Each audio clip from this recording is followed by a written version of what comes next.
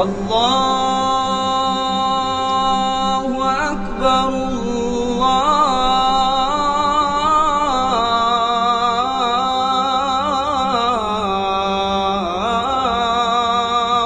أكبر.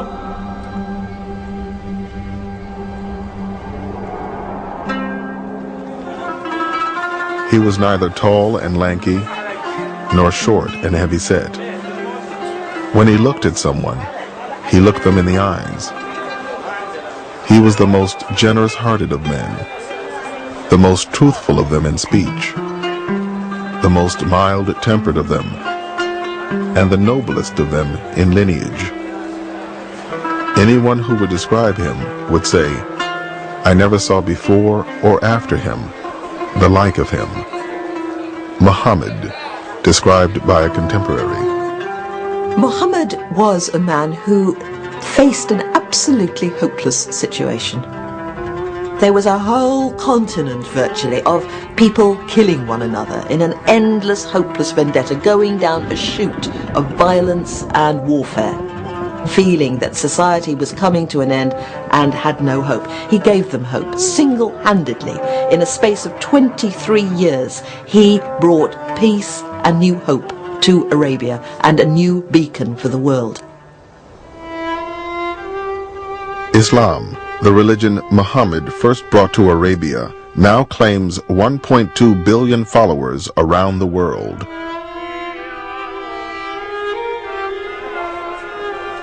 There are an estimated 7 million Muslims in America, where it is the country's fastest growing religion and the most diverse. Like America itself, the Muslims in this country come from all over the world. They have a common bond, not only in their religious faith and in their mosques, but in this story of Muhammad. They all look to it. This is the source of how to behave, of how to be a constructive citizen, of how to be a good parent, of how to be a good child, of how to seek knowledge and truth. These are values that are expressed most clearly for Muslims in the story of Muhammad. In the Quran, Allah says that Muhammad is the best example of behavior for you. And that's what he is, the guide for the way we deal with each other, and when we're in a position of authority, how we attempt to implement justice and law. The Prophet Muhammad, he asked the question to people around him, do you love your Creator? Serve your fellow man first. What does that tell you? It tells you, forget about all this intellectual, yeah, I love God and this and that.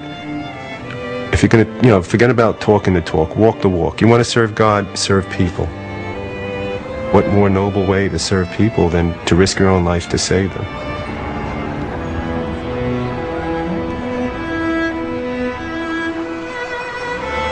September 11th has changed the whole world, and it has also put the Muslim community in the spotlight. How about the dove installation? Is this Muslims have a lot of hostility being hurled at them. But this is also a time of transformation. Many people are very eager to understand Islam and want to know who is the Prophet, what is the Quran, who are the Muslims, how do they live. Through the stories about Prophet Muhammad, we were able to make connections, and all of a sudden you would feel that you could relate to things that happened 1,500 years ago, and that the issues weren't old-fashioned, they were universal. And that's what he's taught me. This is the story Muslims have passed down from generation to generation for 1,400 years. A story about the merchant, husband, father, statesman, and warrior whom they consider the final prophet. The man whose legacy continues to shape their lives today.